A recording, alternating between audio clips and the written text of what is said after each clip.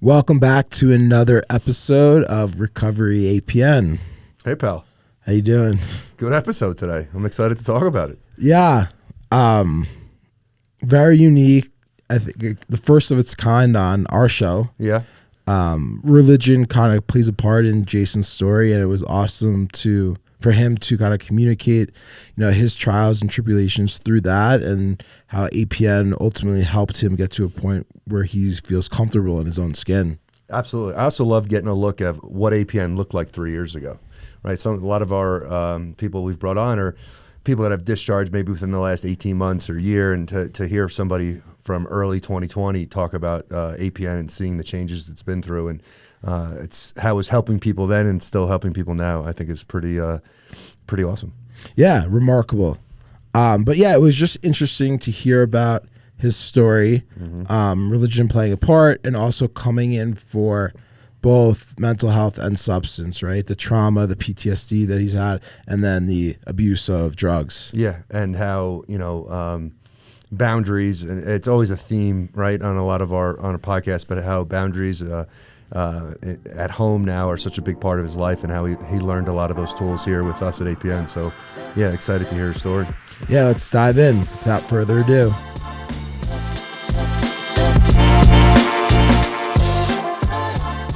Jason, thank you for coming. Thanks for having me. Welcome. Guys. Yeah. All the way from sunny Florida. Yes, sir. So I'm a little outnumbered here. Del Boca Vista, Boca Raton, baby. Here we go. That's awesome. Well, I really appreciate you coming out. I know it's not an easy flight and travel days, especially with families, so we really appreciate it. My pleasure. Happy to be here.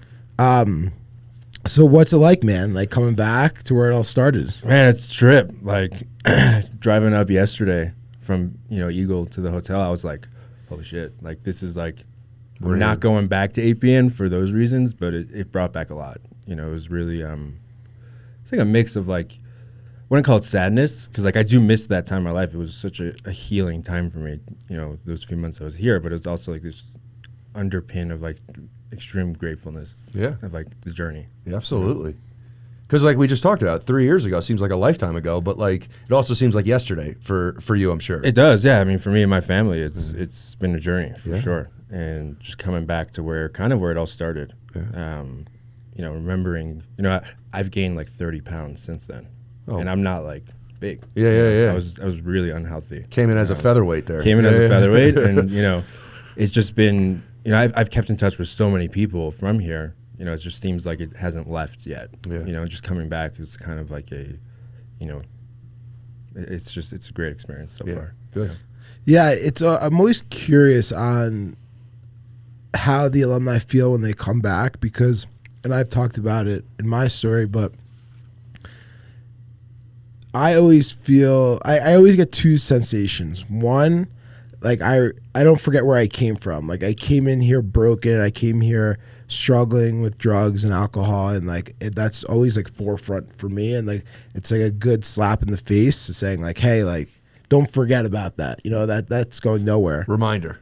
And then two, it's like the comfortability and the safeness when I come back. It always feels like the warmth of like I'm in a safe place and all that weight comes off. Yeah, absolutely. I mean, like I said, like that sadness is kind of like, it's not true sadness. It's just like, oh my God, I was in a really bad spot. Yeah. And it's like, it can change like that, and something else with the safeness too. And obviously some staff has changed in the 3 years, but walking up here today after we parked, you ran into a staff member that was here 3 years ago. Yeah. Like, what did that, like? It was like, gave her a giant hug. Yeah, and like, it's just, it's family, even though like you can not see people for 3 years. Yeah. And because I spent a lot of time here, I think it was like close to 4 months. Yeah, but sure.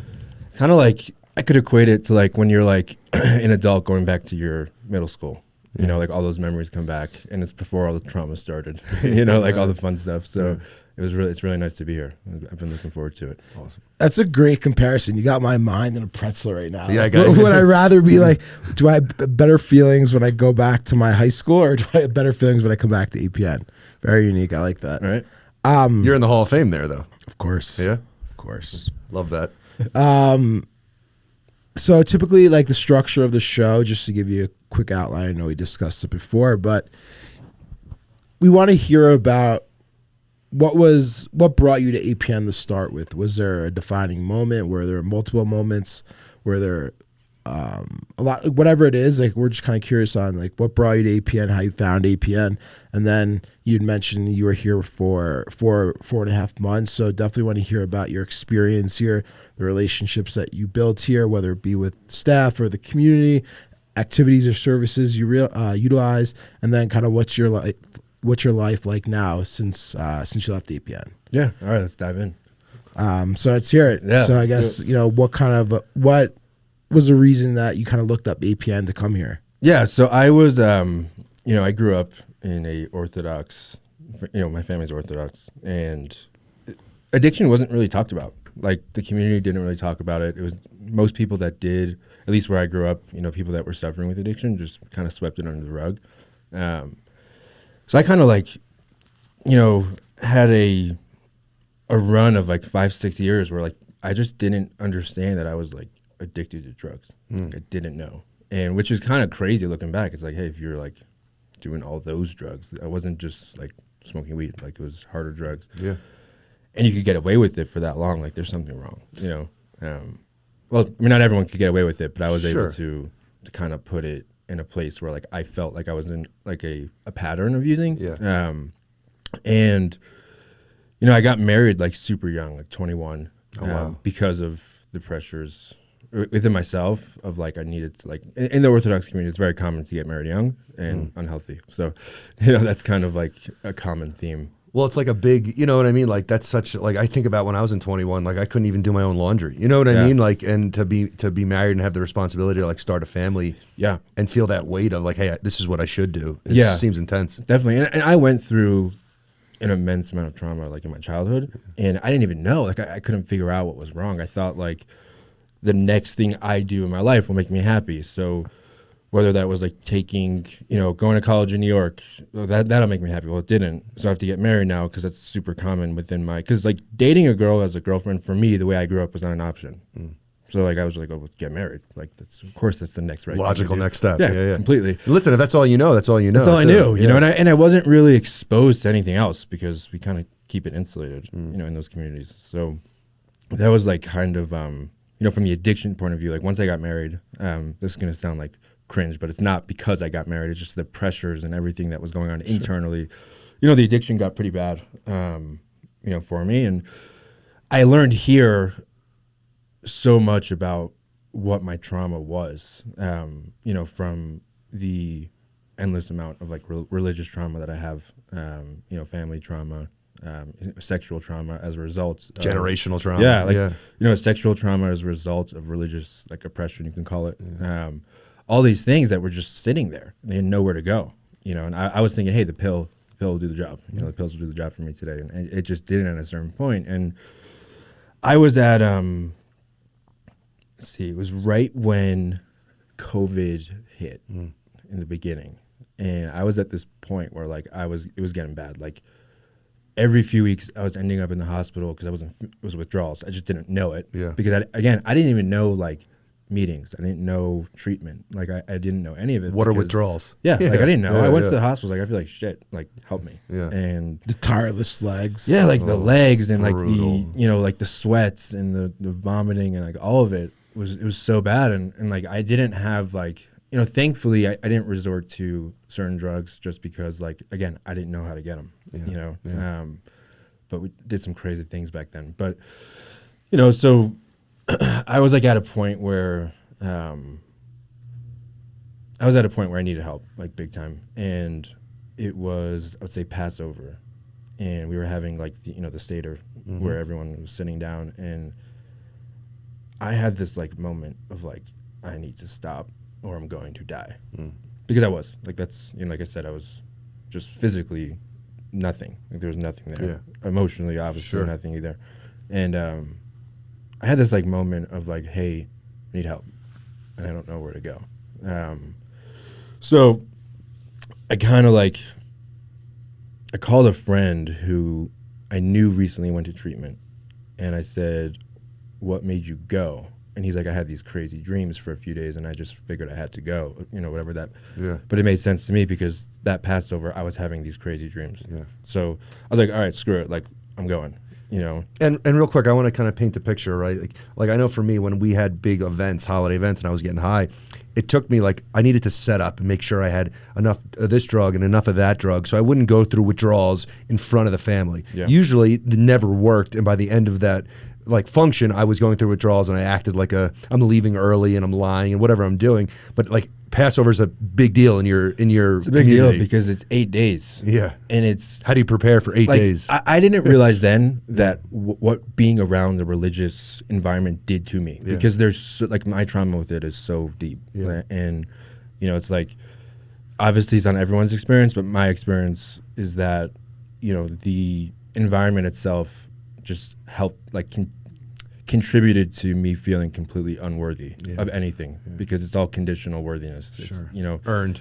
And that's not, I know that that's not the actual context of the religion, but it's taken out of proportion, you know, by how, I guess, generational trauma, whatever it is. And anytime I was in those environments, I just needed something. Like I needed it anyway, but I needed more and more. And like, you know, to mix opiates and alcohols and benzos is like a really bad idea. Don't do that. And I did that like constantly because I was basically like, you know, what I learned here was just completely like re-triggering myself, reliving the trauma on a daily basis. And like that wasn't healthy. But, you know, so from that moment where I like decided that I needed help, so that's kind of when like the research phase, you know, picked in of like, hey, you know, where do I go? And I didn't know anything. Like I didn't know what trauma was. Well, I kind of stepped on you back then, but go back to that conversation you had with your friend. That's kind of where you're at. Yeah. So I had a kind of like, he's just like, yeah, dude, like I had these crazy dreams and I had to go to, like, that's when I decided to go. And I was like, that's enough. Like I've already, you know, even like, I remember like telling my wife about these dreams on Passover. I'm like, this is like really messed up. Like these dreams are really, it's about like something in my past. And it was like, I woke up and I felt like it was happening.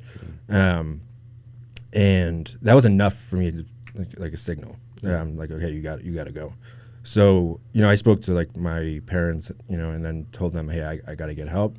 Spoke to obviously my wife and her family and was like, I got to get help. And then I was going to initially go to a place in Florida, which Florida treatment centers don't really do it, you know, apparently. But so I was going to go to a place in Florida because that's where I'm from. And my brother was like, hey, I have a friend who's in recovery, talk to him, like see what he thinks. And he connected me with someone else, this guy Tzvi, I think you guys know him. And he was like, that was the first time in my life that I ever had a conversation with someone that literally was able to paint out my entire past, because he also grew up, you know, Orthodox, but besides that, just from the addiction standpoint, to understand like I'm not crazy, you know, like the obsession and the crazy things we do, like, hey, it's kind of normal. Like, look at what you went through, and look at, you know, the trauma that's there. And I was like, what's trauma? You know, and like, what does that mean? And it really, he connected me to, you know, I spoke to him and spoke to Lori Waters. Yeah, Lori Waters, and I got her pretty quick after that. But yeah, I mean, that's kind of how I found it. But it's obviously the story goes way back, you know, to growing up in these, you know, environments where like it was just constant. Like I would say when I was 12 was like when I started to see like real changes emotionally. And it was a result of all the religious stuff, you know, mixed with family, of what was going on, you know, the way I was kind of raised there. But you know, it continued for me because I was so silent. Like I would suffer silently, you know, back then, because I didn't trust anyone. And we don't know what the hell's going on. It's not like, oh, you're suffering from this. When you're 15 or 17 or you don't know that this is trauma, depression, anxiety. You don't know that these are the things that are happening. I think I knew that it was depression, anxiety because like it was so deep. Shit. 0 for 1. Sorry, but no, it's all right. No, like, it's fine. I'll put it this way. Like there's a certain feeling where like I got to a point where I was like, this is what life feels like. Yeah. It feels like shit all the time. And I didn't know what to do. I was rarely happy. And unfortunately, the people around me like valued one thing over the other, and you know, I was like put into schools that like I shouldn't have been at. You know, like there was no good reason for that. You know, for me, and it just became like this. You know, I thought at the time that the way for me to get out of this was to dive more into religion, like, and just get deeper into it and serve God differently. Hey, God, I'll do this, you do this, like conditional. And Sure. like, that ain't how it is. Doesn't work, you know? And I learned the hard way because I wish that I would have got this at 16, 17, 18, 19, 20. Yeah. You know, because I just got it. You know, I'm just figuring it out now. And, you know, thankfully I'm married with, you know, 3 kids. But it's hard, you know, to kind of go through this journey. It's a journey. You know, figure it out as we go. Yeah. Before we dive into your experience at APN, one of the things that you said like really hit home to me. When you were talking about you finally had the ability to talk to somebody that, I don't know if he was in recovery or not. Svi, Yeah, he's in recovery. And I think. I've had this same feeling too, where you have this like specific idea about what being sober is, or what being an addict is, or what, you know, being like, or being addicted to drugs and alcohol, and you never want to like equate that to yourself. And so to like think about you being that person is crazy. And so you never want to believe it. And you think that idea of me being addicted to drugs and alcohol is just like this like crazy idea. And it's like, it's just not, I can't believe that. And then to be able to talk to someone and for them to relate to you, it's like almost like a weight off your shoulders and thinking like, wow, like I'm not as crazy as I thought I was. Like many people go through this. It's Somebody not else just is me. suffering from what I suffer from. Yeah, and like that's the thing too, is like it's denial, one, but it's also like, you know, again, for me, like I would say like the Jewish communities in, say, New York are probably a little bit better as far as like speaking up a little bit about addiction. Like people know like what it is. Where I grew up, I mean, it just didn't talk about it, and it was never a thing. So I really didn't know. Like I was like, why am I like because I had some friends in college that were doing it, and you know, were doing all the drugs that I eventually did, and I was like, oh, if they can do it, like it's normal, right? I mean, it wasn't normal. I'm a normal like, 20-year-old guy. 20-year-old guy. Yeah, And, you know, I'll never forget that first drug.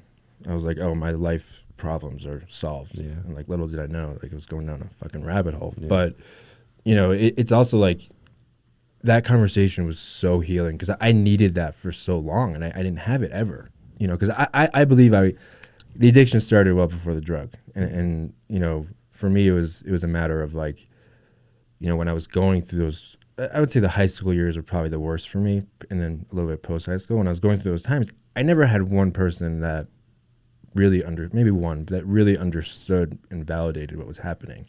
You know, it was more of like, oh, let's talk to this rabbi. Let's talk to this rabbi. Yeah. Let's talk to that rabbi.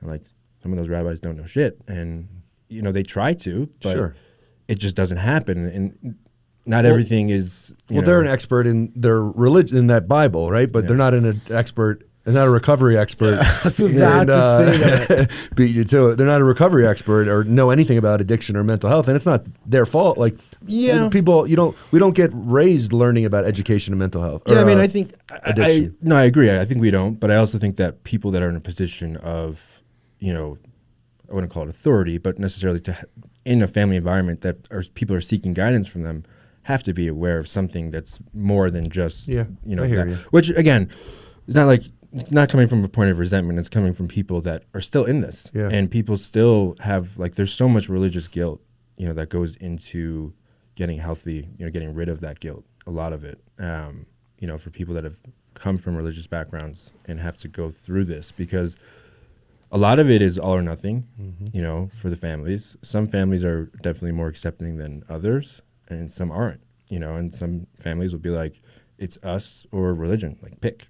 You know, and which is sad, obviously, but that happens. Or the addict is treated much differently than the other kids in the house. I mean, I've had multiple, you know, people that I know like that. I've, you know, and I've experienced that as well. It's just different, you know. And one thing that, you know, APN definitely was very strong about was like the family work also when I was here. Yeah, so let's jump into kind of your experience at APN. Yeah. So wait, before you get into that, I have to ask. So you had that moment of clarity at Passover. You called the friend who connected you, and then you said you spoke with your family. Yeah. Was it a moment where you thought you were like breaking big news and they saw it coming and they were like, oh yeah, we know you're suffering? Or was it, how did that conversation go? Great question. So my parents were like, good. like, dude, we've been waiting for you to get there. Because they knew something was up. I mean, they saw how much weight I was losing and how unhappy I was, you know, as best they can. And my in-laws were like very supportive. My wife was kind of like, just go get, I can't do this anymore. Like, fix it. Yeah. You know, she was very supportive, but she's like, get the hell out and fix it. Yeah. And that's when I realized, like, hey, this wasn't a secret. Yeah, everybody knew. You know, like everyone knew. Yeah. And that's always a funny realization because I think all three of us might have thought that we had everybody fooled for a long time. yeah, because I remember looking back at like text messages when I was still using. I would text like doctors that I knew and be like, "Oh, I hurt my back. Can you hook?" Like, and they're like, "No, you idiot." And I just didn't realize because I rationalized, you know, everything, and it just, yeah. I mean, but everyone around me was relieved. Everyone around was very supportive, and that kind of leads me to like so I got on a flight to come here, and I land in Denver, and I get off the plane, and I'm like, "Fuck no, I'm not doing this," and I literally booked the flight back. Oh, wow. Yeah, like I booked a flight. I think it was like the same day back, and I sat in the terminal for like 3 hours, and I think Jim, the RA, was waiting for me. And I was like, you know, I spoke out with some family members. I was like, you know, and they got me to like get in the car, and I was driving up here, and I was still like, I was coming off some heavy stuff, and I wasn't like fully present, but I didn't know what to expect, like either, you know.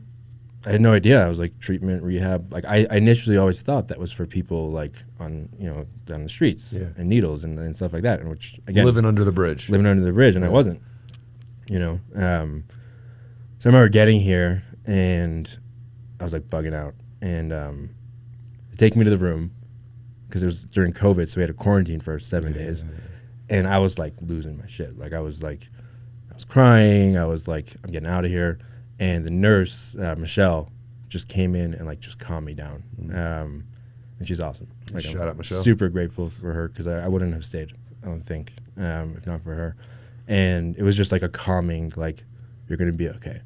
And that's when it kind of started for me, was like this underlying feeling of like, hey, like I have hope, you know, I have hope. Whatever this is, let's figure it out. So, you know, I mean, obviously the journey started then, and you know, I was in a smaller, I don't know how many clients you guys have now, but I think it was smaller back then. Yeah. Yeah, we had just opened, so we didn't, I think we were like 35, 40 max. Yeah, that makes sense. Back then, and the good thing was that, you know, when I got into the actual lodge, because I was in quarantine for 7 days, like for me, it was really nice to see other Orthodox people because like there was automatically something to relate to.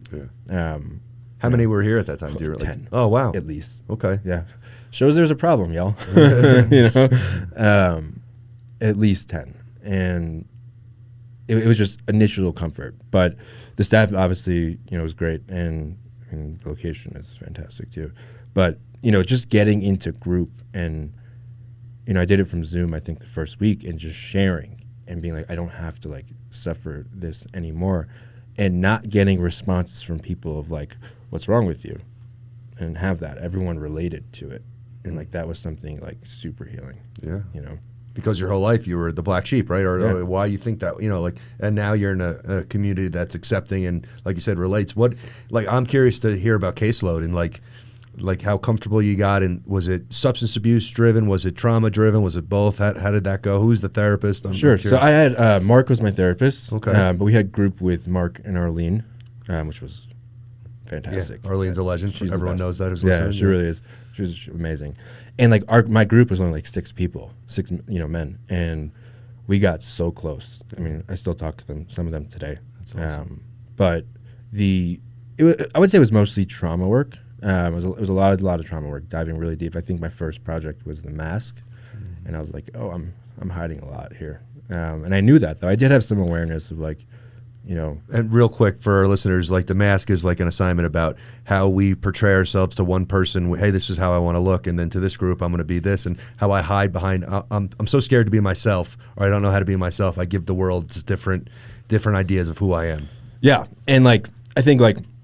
It was like the outside, you were supposed to show what you try to portray. show to people, and Yeah. like mine was like just like the shield. Yeah. Like I didn't let anyone in, and on the inside it was just like pure fuckery, like just like you know, complete emotions everywhere. Couldn't like I was operating completely off trauma. Yeah. Like now that I understand Survival mode. survival mode Yeah. all the time, and so we did the mask, and like just getting vulnerable. That was like a big process for me to get vulnerable and to, you know, share my story and start to develop my story because I didn't know it. Yeah. And having the support of Mark and Arlene was like, I mean, they were so good about like understanding what was happening. Because a client, you're coming in here, you don't know any, like you really don't, you may have a lot of awareness, but like you don't really know where to look and what to start, you know, kind of chopping down one by one. And they guided me like perfectly, you know, it was amazing. And, you know, it was also like the group was run so well. Like in the group, everyone was like, able to share for 30, you know, we were small. So it was like 15, 20-minute shares and you get really close. Sure. You know? They're able to support you. You're able to support them. It's like there's something special in that. Yeah. And I think that's what really made a big difference for me. Because, I mean, I know it was the relationships. Because I was coming from a place where my relationships were just with either people who wanted drugs from me or people that were like enabling me to do this stuff. It wasn't really deep relationships, and having those relationships, and I still have them today, were by far what kept me going. While you were here, you mentioned that the group, or I guess your process group, or whatever you want to call it, was focused on trauma. And obviously there is a piece of your story that is trauma, and there's also a piece of your story that's related to substance abuse. Did you attend groups or work on that while you were here as well? Yeah, we did. I remember we did a lot of like psycho ed, which was kind of like learning about what the drugs do to your body. And then because it was COVID, we couldn't go out to meetings, but we had meetings in house. And it was nice because that set me up for when I left.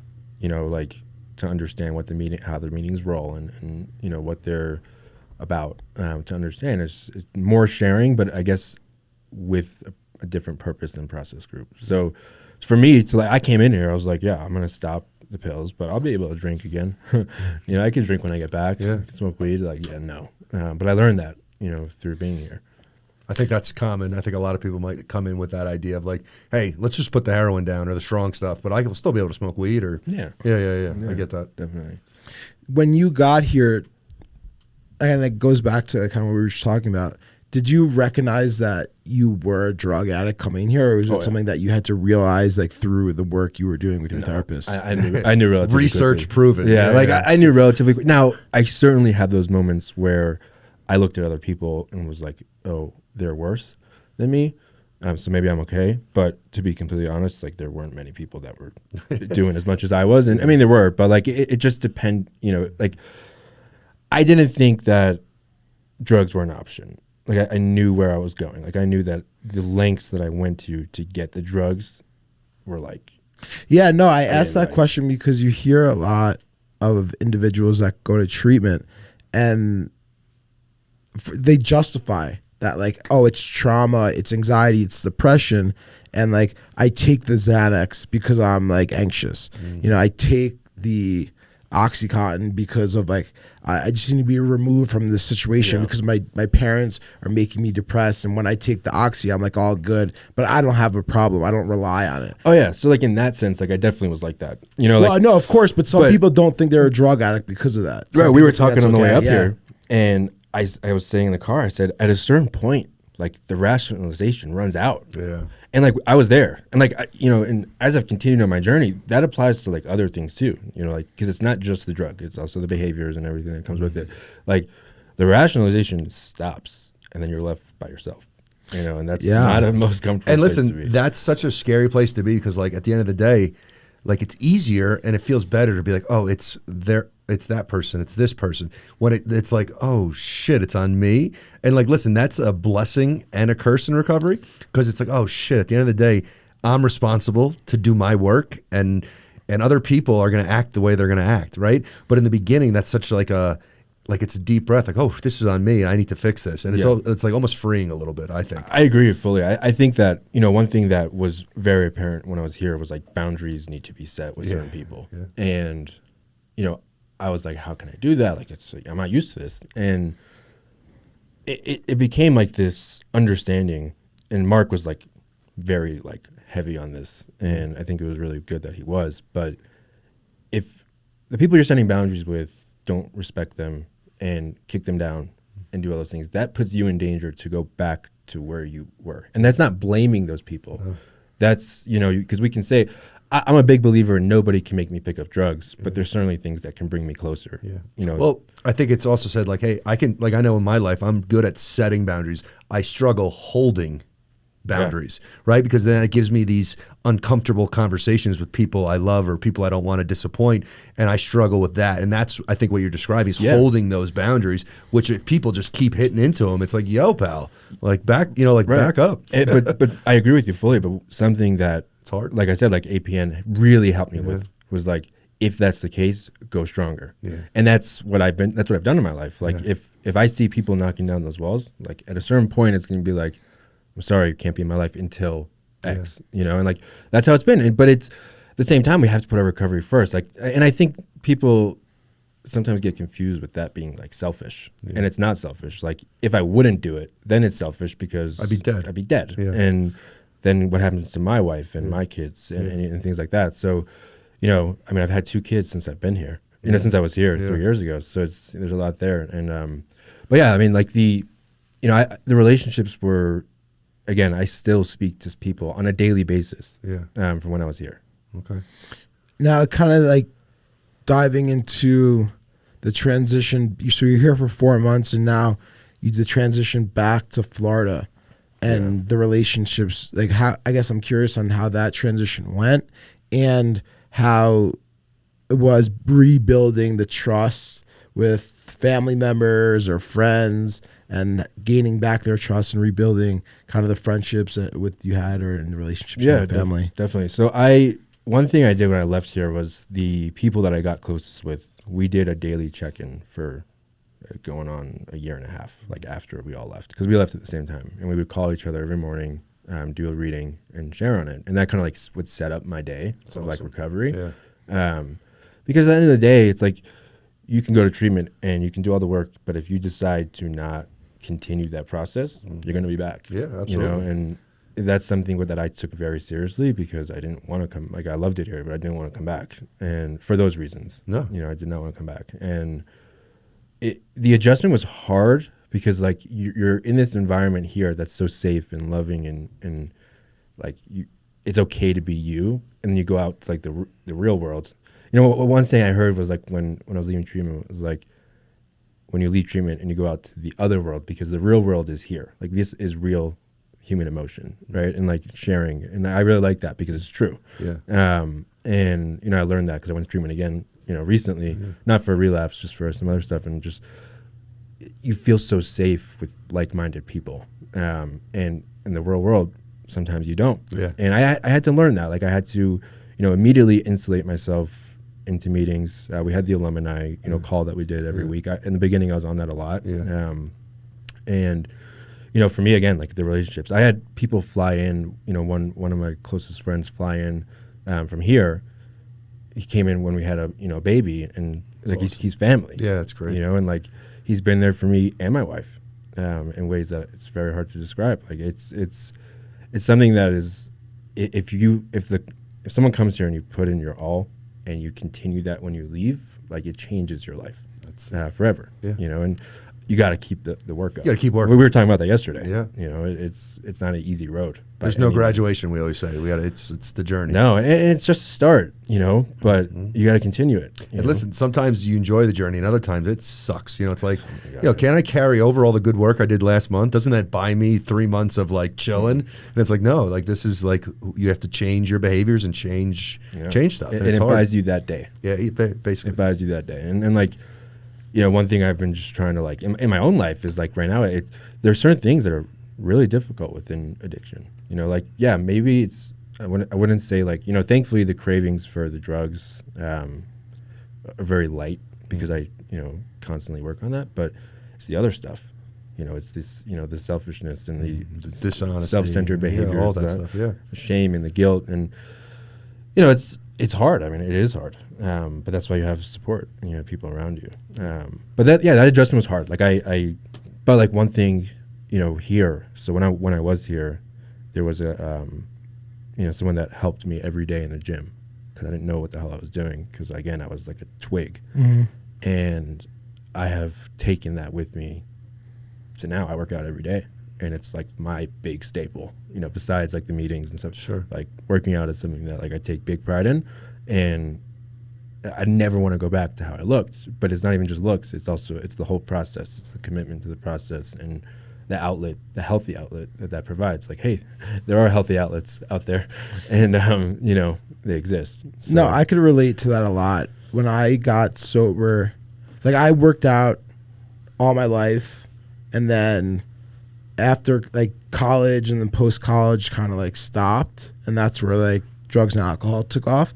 And then when I got sober again, like is like working out, and Andy like brought it to my attention one time. He's like, it could be your form of meditation, right? Maybe it's not you sitting on the beach or you sitting in a chair or your bed or whatever it is. It's like that's where, and it's true, that's where when I go to the gym, that's where like I'm the most like centered, and like I'm not thinking about tomorrow, I'm not thinking about later today, I'm not thinking about what this person said or that person said. It's like I'm here listen, whether sometimes I go and put headphones in and don't even listen to music, right. Like I could do a lot of different things there, and it's just like I just feel like comfortable, and like I'm most myself, so I could relate to the gym aspect a lot. My biggest question for both of you is, how do you, just like meditation, we don't realize what it's doing for us when we do it, but how do you feel when you miss the gym? Right. And maybe it's like, hey, 3 or 4 days and I haven't go. Do you feel yourself like amping up a little bit mentally? Definitely, because even when I was here, for example, like that was like I was getting up every day 6 o'clock in the morning, and it wasn't just me. Like there was a bunch of people that were going together, and it again just created that habit. And we're good with habits, like if you commit to them, if you create them, you create them and do them. So it really set me up for, and again, for me, it kind of correlates to like, so, when we're here, we do one of the assignments, the trauma egg, and I did mine, and I remember it was a lot of fucking trauma. Can you, 30 seconds for the audience, describe what a trauma egg, what it looks like? So a trauma egg is basically where I would say that you do it when you're a little bit further into treatment because you already have some awareness. But you basically draw this egg in like a huge egg, and inside that you draw a bunch of like little eggs, and in those you do like what your traumas are, and then you present that to your whole group from when you're born, whatever you remember till that present time.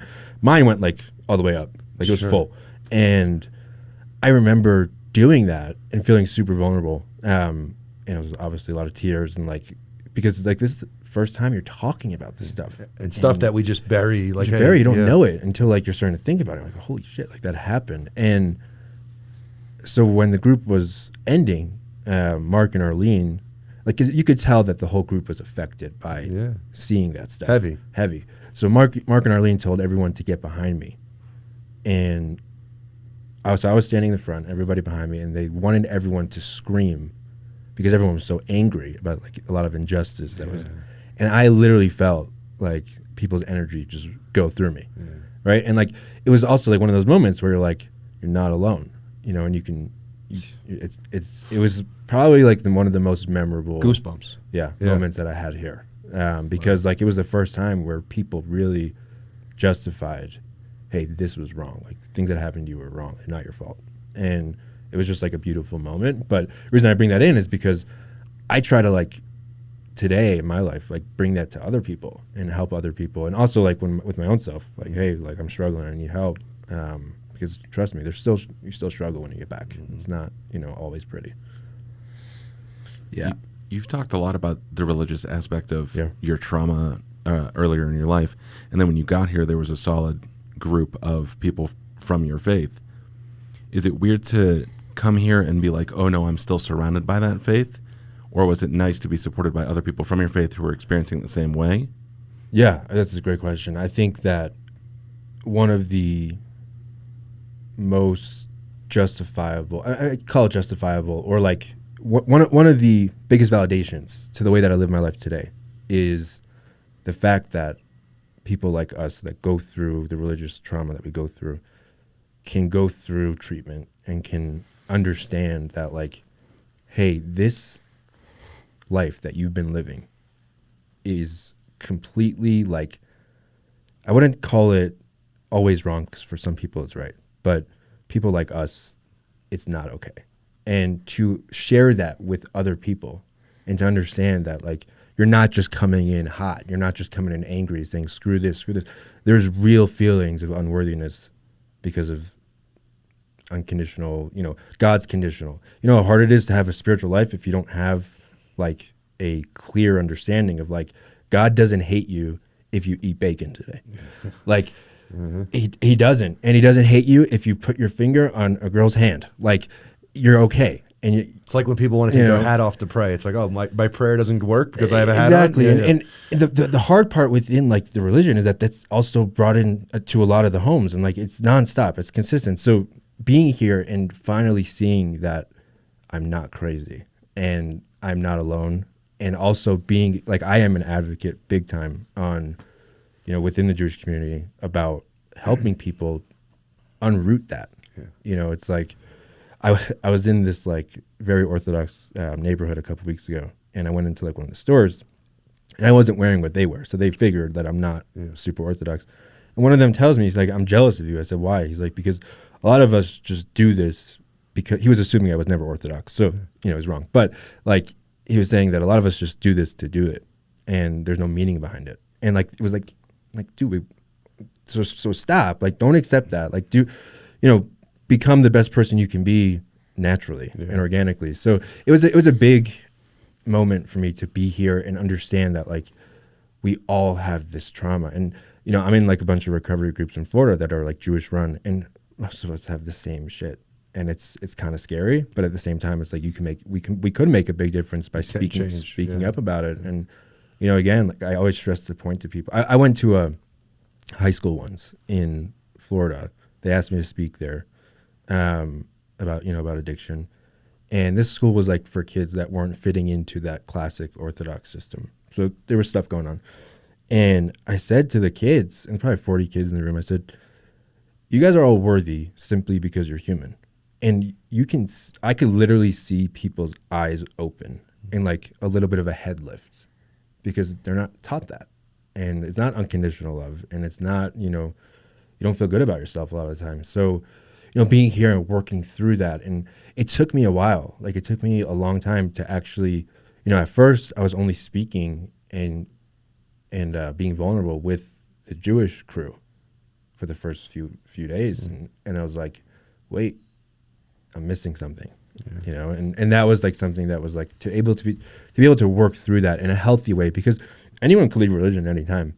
Yeah. Like, it's just about doing it in a healthy way. Now, I haven't been perfectly healthy, but I think pretty healthy overall about, you know, kind of figuring out my space within it, and what's important to me and my family and what's not. But, you know, it's definitely been, it's the biggest piece, I would say, of how I've, you know, healed. Awesome. For sure. Yeah, I would say you went into a lot of detail, and we really appreciate all your transparency, vulnerability-ness, or you being vulnerable. Yeah, definitely. Right. New word on the pod today. The theme that I've consistently heard through kind of, like, your lead was, like, community, support, service.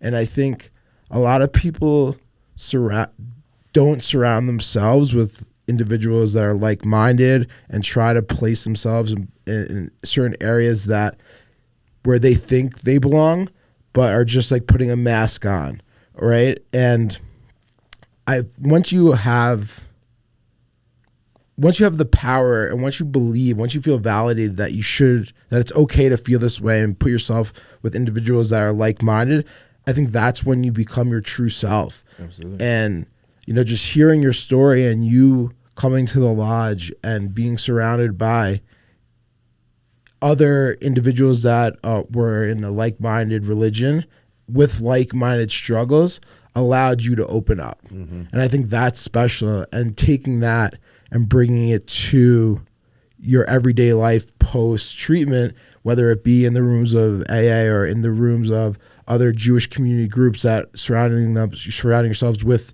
other individuals that have struggled with drugs and alcohol, that have struggled with other things. It makes you feel like vulnerable, but it also makes you feel comfortable. And I think that's very special. Yeah, because again, like I think that the goal isn't to come in and say that religion's bad. Like never, people have, it serves its purpose. But, like a good example, when I was here, so every Shabbat, right? So every Friday night, we would go up to like the top of like, where else, I forgot, like just a great view like on the mountain. And we would sing, like we would celebrate Shabbat with music and dancing. And I never had that before, like in such an easy way, because like typically it was with like people that I was very uncomfortable with and like Forced. I was able to find a way to connect. And again, like I had to go through that process. It wasn't like perfect, but I mean, we had a lot of the non-Jewish like people I was with come, and it was just so nice to like just feel connected to God without any of the bullshit, The rules, or like, whatever, yeah. So that was, just to realize that, but I learned those tools here, like I did, and I'm a very strong-willed person at the same time. That comes naturally, but I think that, it's not to say that, people that don't go the exact way I did with the religion are not going to be healthy. I think everyone has their own journey with it, but it's certainly something that if you work through, you can have like a healthy life. And I think again, it was very, very helpful for me. It sounds like you came here with one version of Orthodoxy in your life, and then when you went home, you brought home a different understanding or approach to the Orthodoxy, maybe? Yeah, I mean, I think I came here with the understanding of how, like what I knew, which was a lot of, like today I don't consider myself Orthodox. I don't consider myself anything but like, I'm Jewish, and I'm proud of that, and I want my connection with God to be genuine. And like with my kids, for example, like they're in Jewish day schools, and I support that, because I believe in some of that. But it's about them having an unconditional love from me, from my wife, and from the God that they understand. Yeah. And that's what it's about, And I learned to work through a lot of that guilt that I had and the shame. The shame is so deep with it. Disappointing people, yeah. Yeah, it's also like disappointing God. Yeah, right? Yeah. Like that's probably the biggest kicker with it, and because you start feeling that about yourself, like I have nowhere to go, and to finally be able, it took me a couple of years being in recovery to finally be at a place where it's like I can have a conversation with God. Like it took a long time, for sure. Powerful. When you came home with this new version of the faith, how was that received by your wife, and what was the conversation like with her? Yeah. In the sense that, like, did you share your education? Yeah, so my wife has been like, she's a rock star, yeah. Super supportive. She's actually a therapist in treatment too. But it helped her on her journey too. Like, cause she was also just going through the motions, and we both took a step back and we'd be like, we're not doing anything unless we want to and it's meaningful to us. So let's take a step back. And we did that together, which, candidly, most people don't get that chance. Like a lot of people, I know plenty where it's like their spouse or family will be like, it's us or religion. I didn't have that with my wife. I've had that with other people. But, it's created for us, to answer your question, like this safe home, that we raise our kids in. And we do it in a way of understanding that like love and God are not conditional upon anything except for you being a human. Yeah. And if anyone else tells you differently, if anyone else shows you differently, bye. Yeah. And that's what we have to do, because it's so powerful to get back into that kind of mindset. So we literally have that mentality, and it's a journey for sure. It certainly is hard when you live in a Jewish community, and people, most people in Orthodox community don't have tattoos, but like, hey, I'm different. Yeah. And like, if you don't like it, cool. Yeah. But, that's okay. It's cool. It's like, it's okay. But we really appreciate you coming out, man. This was awesome. Yeah. I think it gave us kind of a different episode than we typically have. Yeah. A lot of it, although we do have a lot of Orthodox clients, you're the first one to kind of come on the podcast and talk about it. So I know kind of the courage it takes, and inspirational. We appreciate it. And thank you. Yeah, thanks for having me, guys. Yeah, you did great. Appreciate it. Awesome. It was great.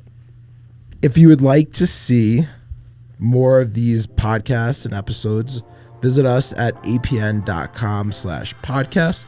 That is apn.com/podcast. If you would like to get in contact with us, please email us at pod@apn.com. That is pod@apn.com. And feel free to follow us on all of our socials: LinkedIn, Twitter, Instagram, Facebook. The handle is APN Lodge. Feel free to smash the subscribe button. A lot of comments, yeah.